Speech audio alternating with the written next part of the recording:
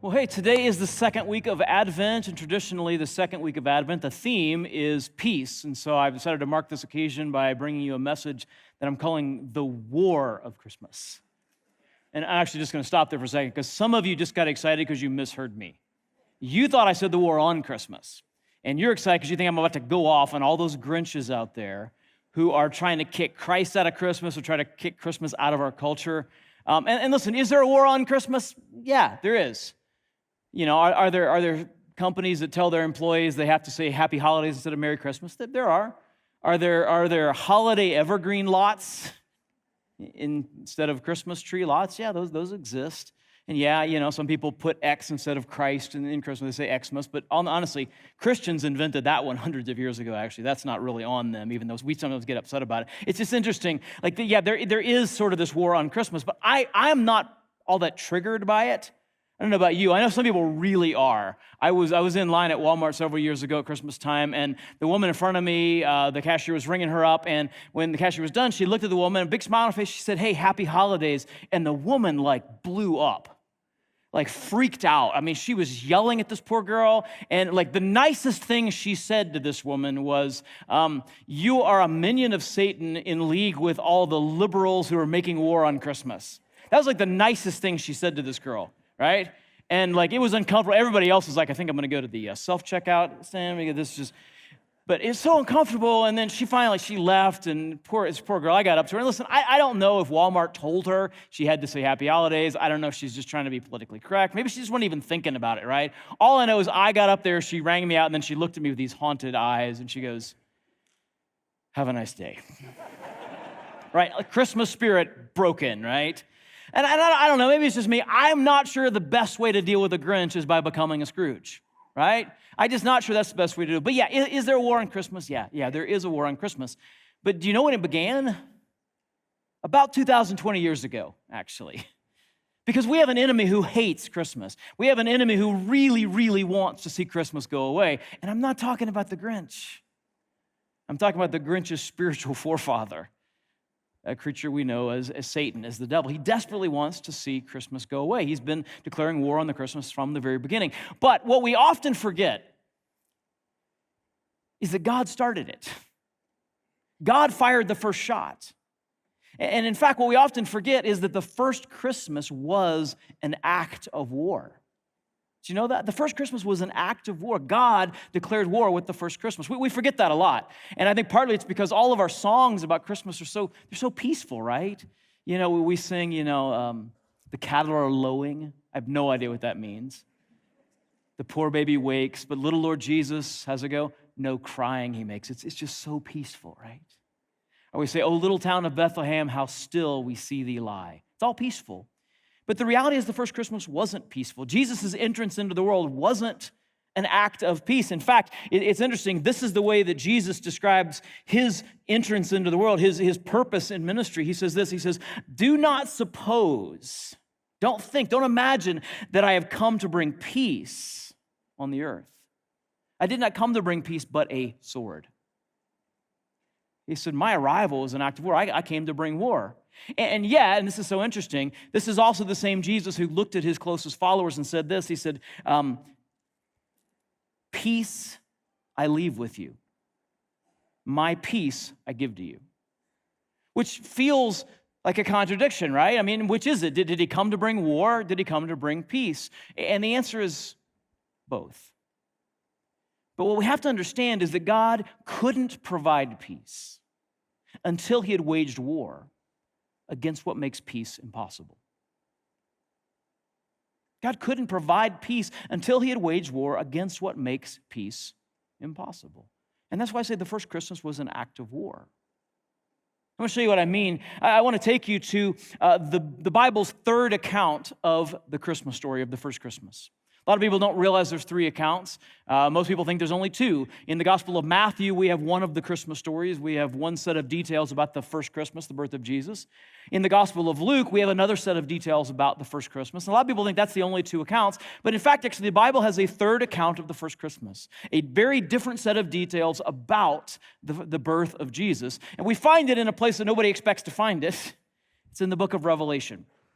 If you want to join me, we're going to be in Revelation chapter 12, starting in verse 1 today. Revelation 12 contains an account of the first Christmas, but it's from a very different perspective. See, here's what we need to understand at the book of Revelation. It was written by a man named John. John's the same man who wrote the Gospel of John. And it's interesting, in the Gospel of John, we don't have an account of the first Christmas.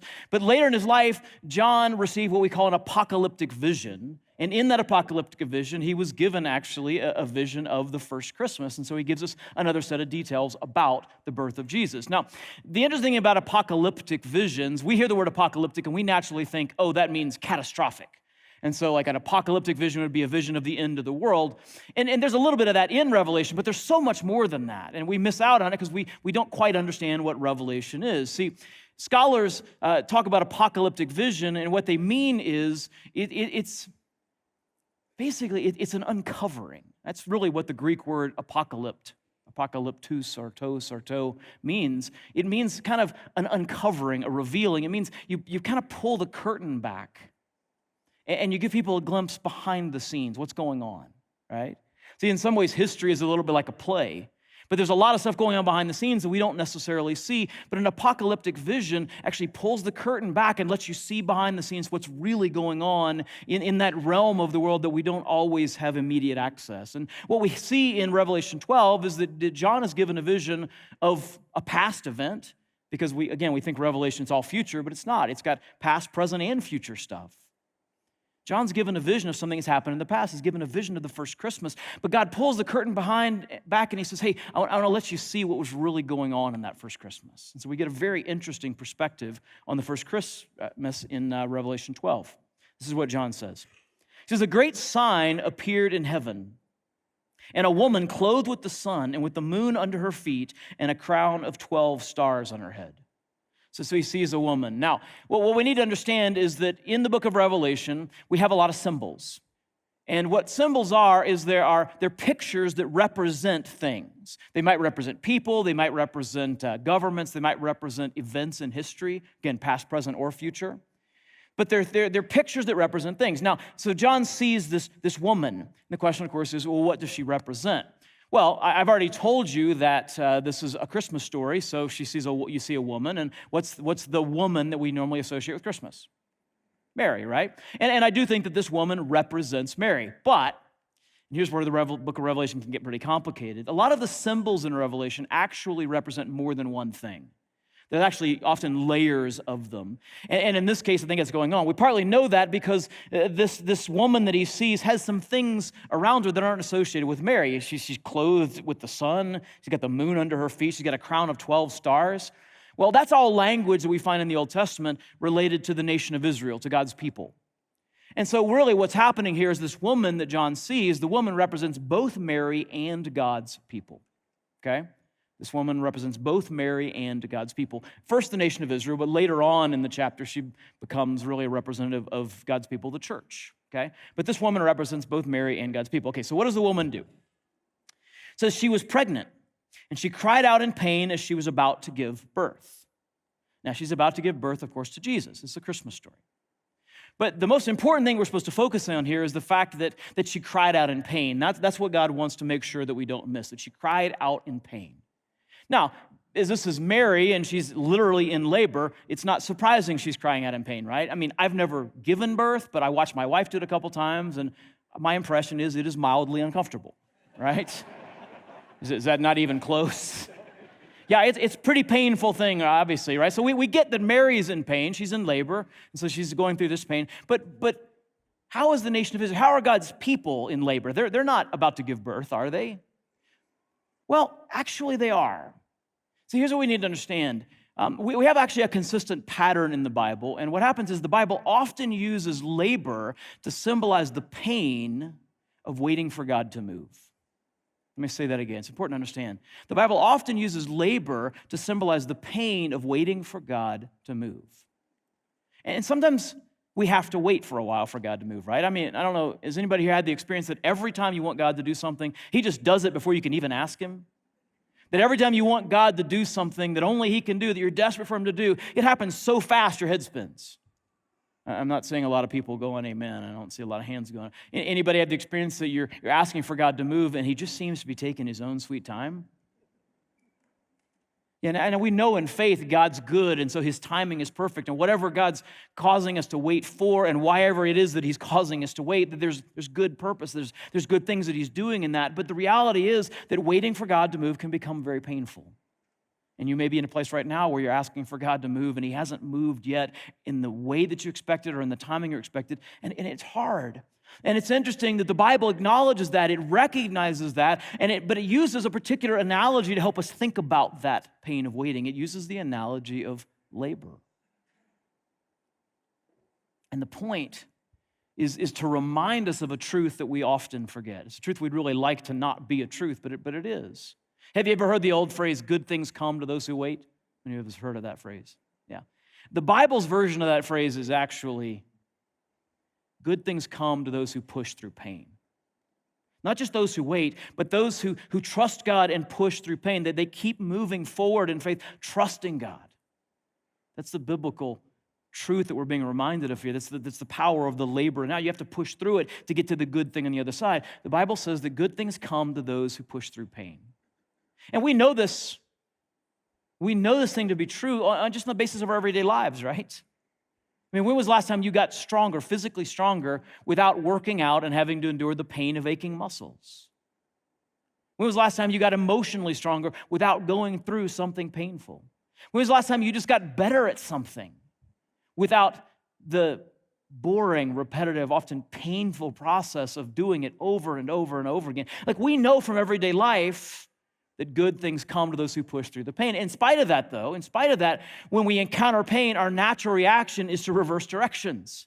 Our natural reaction is not to push through the pain, it's to look for a way to get out of the pain, to go somewhere else where maybe we think the pain will be less. Our natural reaction is not to push through pain, it's to escape it. And I think that's always been a human tendency. I think humans have always kind of reacted to pain that way, but I do think it's worse in the modern world. I think we have a harder time remembering today that good things come to those who push through pain. Because we live in a world where so many things that used to be hard, they used to be everyday reminders of the need to push through pain to get to good things. We live in a world where so many of the things that used to be hard have now become really easy, right? We don't have a lot of the daily painful things to deal with. Like, if I want bread, I go to King Soopers, I got bread, we're done. Like, I don't have to harvest wheat.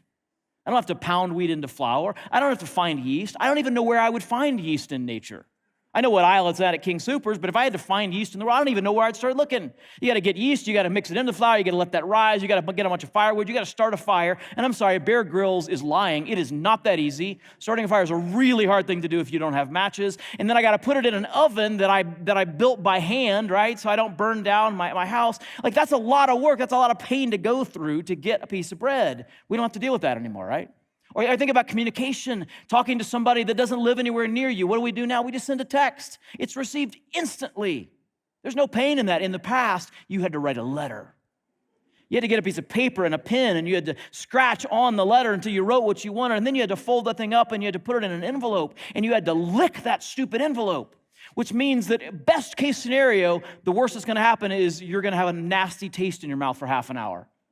Worst case scenario, you get a paper cut on your tongue. The pain lasts for days. Then you got to find a stamp and put it in the mail, and you got to wait. It was a major pain. But that's not the world we live in anymore. And in so many ways, so many of the things that used to be so hard have now become so easy that it's gotten really, really easy to forget that good things come to those who push through pain. And so God reminds us with this analogy. And I want to encourage you to take a moment right now to think of a place in your life where there's pain. A place where you're facing pain, maybe a place where there's so much pain that you're kind of starting to look around for escape hatches, ways to get out of it, because it's hard and it hurts. Maybe it's in your marriage. Maybe it's in a dating relationship, or maybe you want to be married and you're not, or maybe you want to be dating and you're not. Maybe that's the place of pain. Or maybe it's a struggle with a friend, or maybe you're having a hard time interacting and relating to your parents or to one of your kids. Maybe there's a struggle there. Maybe there's a struggle at work. Maybe you're struggling in school right now. Maybe you're struggling with anxiety. Maybe you're struggling with depression or fear or anger. But where's that place of pain? And the reason I want you to think about that is because I want you to picture what God wants us to picture, which is that God is calling us to push through the pain to other, much better things on the other side, but things that we won't get to if we don't push through the pain with him. That's the beauty of this labor metaphor, right? At the end of the day, after having pushed through the pain, Mary got to hold her baby boy. At the end of the pain of waiting for God to move, but pushing forward and being faithful to him, Israel got to see the Messiah come. They got to see the arrival of Jesus. And I promise you, on the other side of your pain, there's peace, and there's joy, and there's good things. But good things come to those who push through the pain, who trust God and keep moving forward with him and not constantly reversing course, not reversing direction or looking for some way to get out from underneath it. Rethink, reframe the pain that you're facing in the way that God calls us to do here, which is it's labor. And we have to push through it to get to the other side and the good things that are on that other side. That's the first thing that John sees as he saw that first Christmas, this reminder that good things come to those who will push through the pain. And so what I want to do actually is I want to encourage you to think about this and just maybe start praying a new prayer. When you think of that pain and the need to push through it, I want you to start praying this incredibly simple but powerful prayer. And some of you, you're listening to this message because you just needed to hear this and you needed to start praying this on a daily basis. And the prayer is just this: God, give me your strength to push through this pain, in faith that what's on the other side of it is so much better. So you need to start praying that prayer. God, give me your strength to push through this pain. He gave it to Mary, and he gave it to the nation of Israel, and they got to see so much on the other side they would have missed if they hadn't pushed through. This isn't the only thing, of course, that John sees. Here's another detail of the first Christmas, verse 3. He says, "And then another sign appeared in heaven. An enormous red dragon with 7 heads and 10 horns and 7 crowns on its heads." And I don't know about you, but I have never seen a nativity scene with a 7-headed dragon in it. Have you? Most of them, they're so peaceful, right? I mean, you got a baby Jesus, you got Mary and Joseph, maybe you got a magi or two, some shepherds, maybe you got a donkey, a sheep, maybe a camel, right? How much cooler would it be if there was a red dragon? Like, that would be sweet. There should totally be a red dragon in our nativity scenes. That would be awesome. And so here's what we're going to do. Okay, I've got an assignment for you. This is for the men out there, okay? I want you to do this for me, guys. I want you to, maybe your wife or maybe your mom or somebody has put up a nativity scene. I want you to go and I want you to find a dragon, appropriate sized dragon, and I want you to add it to the nativity scene. Okay, I'm totally serious about this, actually. In fact, I want you to remember this throughout the Christmas season. So if you'll do this, if you just take a picture of it, post it on social media, tag me on it so I see it. My social media tag is Dr. Craig A. Smith. I hate putting the doctor there, but there's a lot of Craig Smiths. So Dr. Craig A. Smith, put the picture up, tag me in it, and if you'll leave it up for the whole Christmas season, I'll trust that you'll do that. You just send me the picture, tag me in it. I'll send you a gift, actually. Totally serious. People are already doing it. I've already found a bunch of them, getting the gifts ready to go out. Okay, I want you to do this because I want you to remember this. Okay, it's powerful. Now, just so you're clear, you're probably going to get some pushback. Okay, your wife, your mom, they might push back. They might be like, I have searched the Pinterest, and this is not how it's done. And you're going to go, well, I've searched the scriptures, okay, and the Bible beats Pinterest every single time, and apparently there was a red dragon there, okay? So go ahead and do that. I'll send you a gift. Okay, it is a strange thing, though, right? He sees this red dragon. Like, what does that have to do with Christmas? Well, it has everything to do with Christmas. Here's what you need to understand. The dragon represents, first off, the dragon represents the devil. Okay, we know the dragon represents the devil because a little bit later in the passage, if you're going to drop down to Revelation 12:9, that's made explicit. It's made really obvious. He says, "The great dragon was hurled down, that ancient serpent called the devil or Satan, who leads the whole world astray." So no question about it, we know that the dragon represents Satan. However, like the woman who represents more than one thing, there's layers to that. The dragon represents a couple other things as well, and we see that with the language of the 7 heads and the 10 horns and the 7 crowns. That was language we find throughout the Bible to represent governments that Satan was basically using to persecute and oppress God's people, okay? And some of those are probably the nation of Rome in particular. Rome had 7 hills around its capital, and so the 7s probably refers to Rome, which at that time was the nation that Satan was using to oppress God and to persecute his people. But really what's happening is this, is the dragon, he represents the devil and his human instruments. Does that make sense? The devil represents I mean, the dragon represents the devil and his human instruments, in this case, Rome, but in the future it'll be a different government. In the past, it's been other governments as well. So it's the devil and his human instruments. But maybe the most important thing we want to make sure we don't miss here is the sequence of events. Why does the dragon show up? Why does the devil show up? Why does the devil suddenly come on the scene looking angry? And the answer is because of what God has done. God fired the first shot here. God started this whole thing. He sent the woman. The woman's in labor. The Messiah is about to come. And it's in response to what God is doing that Satan shows up on the scene. So God really is the one kind of starting the hostilities. And you get this picture that Satan kind of shows up and he's got this question like, God, what are you doing? What are you doing here? This isn't your territory. This is my territory. What business do you have here? And this is what he does, we're told. That he swept a third of the stars out of the sky, and he flung them to the earth. He swept a third of the stars out of the sky, and he flung them to the earth. Now, in my opinion, the stars represent the angels that rebelled with Satan. We actually see that language of stars representing angels at several places in the scripture. And so the fact that the devil, the dragon, sweeps a third of them out of the heavens is probably talking about those angels that rebelled with Satan and became what we call demonic spirits or demons, okay? But it's interesting, he didn't just sort of sweep them out of the heavens. He didn't just collect them. It also says that he hurled them to the earth. And that word's interesting. It's the same word that you use for hurling a spear or for slinging a stone. In other words, he's kind of sending them to earth as weapons of war, right? He's basically saying, hey, get out there and get busy fighting this battle. And you have a little bit of an image. It's almost like the arrival of Jesus kicked a hornet's nest. And the hornets are mad, and Satan's like, get busy, get out there, start fighting. And it's interesting. You know, obviously, there were demons and Satan was on earth before Jesus came, before the first Christmas. But it's interesting, if you read through the Old Testament, you don't see that many mentions of demons or of Satan. I mean, it's just a handful of times that demons or Satan, come up in the entire Old Testament. But in the Gospels, there's demons everywhere. Seems like every other page, Jesus is having an interaction with demons. Satan's really active. Why is that? Well, what John's giving us here is the reason why that is, because the first Christmas started a whole lot more activity in the spiritual realm, in the demonic realm. It kicked up the battle. It kicked up the conflict several notches. And that's what we see here, that Satan is hurling the demons to earth. Now, why? Why is he so worked up about the first Christmas? Because Satan saw the birth of Jesus as an act of war. Do you understand that? Satan saw the birth of Jesus as an act of war. Because it was. God was invading his territory.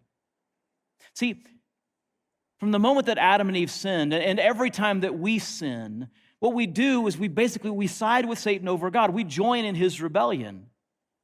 Well, we choose to give Satan authority in our lives every time we sin rather than God. We take our cues from him. And the problem is because we were created to be stewards of creation. We're caretakers of creation. When we side with Satan, we essentially give Satan authority on earth. And the Bible acknowledges that. Jesus actually called Satan the prince of this world. Paul calls him the God, little g, of this age. Because when we side with Satan, we give him authority over this place that we were supposed to be caretakers of. And so the reality is that the world is Satan's territory. And then with the coming of Jesus, with the birth of the Son of God entering into the world, what Satan saw that as, he saw it as an act of war. He saw it as an invasion of his territory. He saw the incarnation as a declaration of war. He saw the incarnation as an escalation of the conflict. And his reaction is, what are you doing here, God? This is not your place. This is mine. And so, of course, the hornets are all abuzz. Of course, the activity kicks up. He's fighting. He's fighting for his territory. And Satan, of course, isn't just sending demons. He's active himself. We're told the dragon stood in front of the woman who was about to give birth so that it might devour her child the moment he was born. Satan's very directly involved in this. And we know, if you know the Christmas story, we know how it is he tried to do it. At the beginning of Jesus' life, he stirred up Herod, operating under the authority of Rome, by the way, to kill Jesus by killing every male child 2 years and under in the vicinity of Bethlehem. That's how he tried to devour the child at the beginning of Jesus' life. At the end of Jesus' life, he tried to devour Jesus by stirring up some of the Jewish religious leaders to hand him over to Pontius Pilate, again, another Roman governor, to be crucified on a cross. He was attempting to devour Jesus. He was attempting to get rid of Christmas, if you think about it. This is the beginning of the war on Christmas, all the way back then. Of course, remember, before there was a war on Christmas, there was God declaring the war of Christmas. So did Satan win? Was he able to devour the child? No. That's how John describes it. It says, she gave birth to a son, a male child who will rule all the nations with an iron scepter. It's a prophecy about the Messiah from Psalm 2. And her child was snatched up to God and to his throne. And that seems a little confusing because it kind of sounds like Jesus was born and then immediately taken to heaven. But what John's doing is he's summarizing Jesus' entire life, beginning and ending, as a way of saying the dragon lost, Satan lost. He wasn't able to devour the child.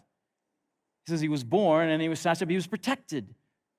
Right? I mean, and we know how that happened at the beginning of his life, at the first Christmas. God told Mary and Joseph, by a dream given to Joseph, what Herod was about to do. And he provided for them by the gifts from the Magi. They were able to flee through the wilderness to Egypt to escape from Herod. And at the end of his life, of course, Jesus was handed over to Pilate. He was crucified. He did die. And it looked like Satan won, but then 3 days later, what happened? Jesus rose. He rose from the dead. And Satan lost definitively, finally, ultimately, permanently in that moment. Jesus' resurrection was the defeat not only of sin. He didn't just die on the cross to pay the price of our sin. He did do that, but he also defeated sin's agent, Satan. The resurrection was the final defeat.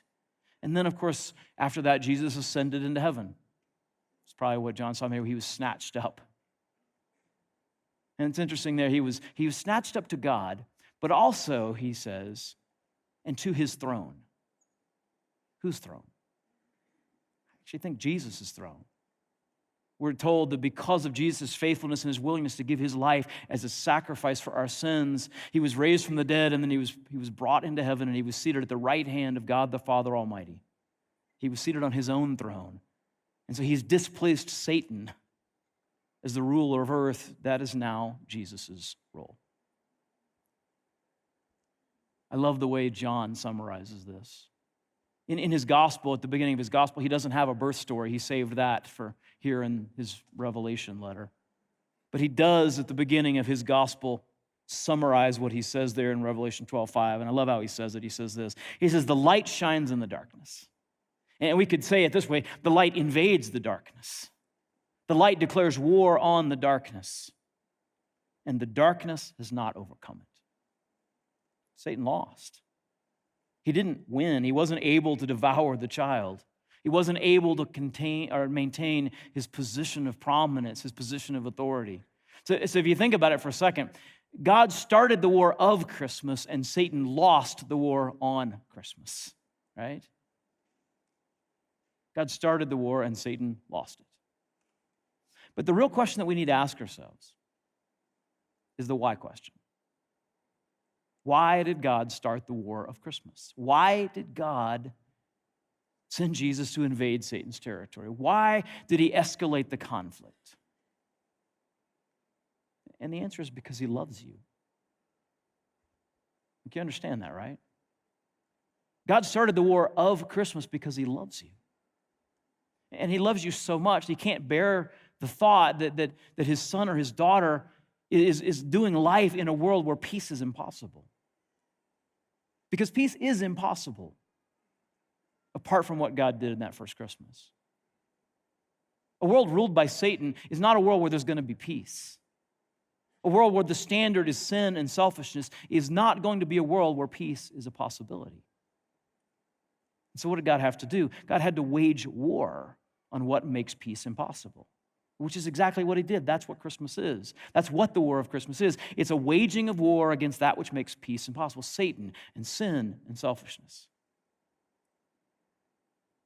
So if you think about it, Christmas wasn't just an act of war, it was the beginning of peace. Not just an act of war, it was the beginning of peace. Because through Christmas, God began to make peace a possibility. A peace, not a peace that comes from our circumstances, but a peace that comes from being able to face our circumstances with God. He is Emmanuel. Jesus is Emmanuel, which literally means God with us. And so it's not, and this is important to understand, when we encounter pain and God says, hey, good things come to those who push through pain, he's not on the other side of pain going, come on, do it, you can do it. No. He's with us. He's beside us going, let's take this step together.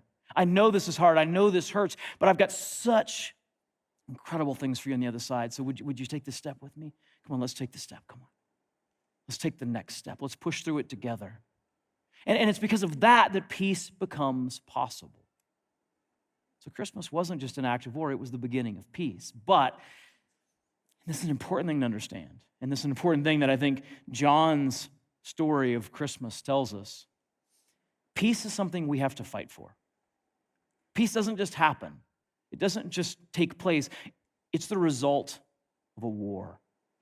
And the reality is that even though God has done the most important fighting for us, he's fought the power of Satan. He's taken our sin and put it on his son's shoulders, and Jesus died to pay the price of it. He rose from the dead and he offers us forgiveness and new life and a relationship with God. All that by faith. God has won the most important battle.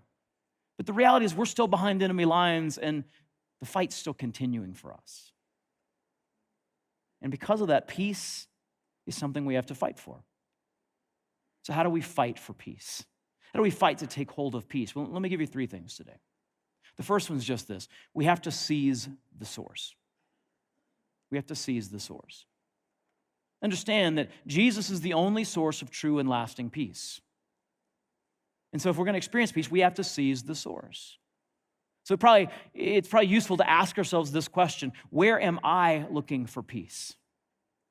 Is it Jesus or is it something else?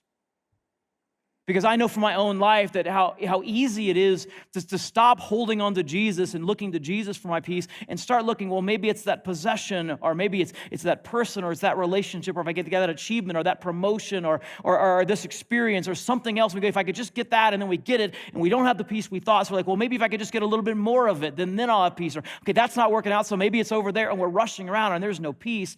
And it all along the way, there has been the possibility of peace in Jesus, if we would just look to him. So I want to encourage you to ask that question, what am I looking to? Where am I looking for peace? And if the answer isn't Jesus, then you need to ask yourself this question: what do I need to do to seize the only real source of peace? If you're listening to this message and you're not a follower of Jesus, what you need to do to seize the source is you need to put your faith in Jesus.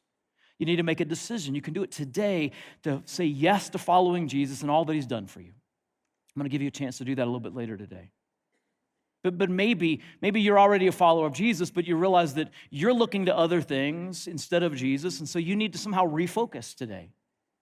Maybe you need to identify one of those things you've been looking to instead, and you need to say, I'm going to stop looking at that, and I'm going to start looking at Jesus. Maybe you even need to take a break from one of those things that you're looking to so you can reorient your mind that thing is never going to provide the peace that I'm looking for.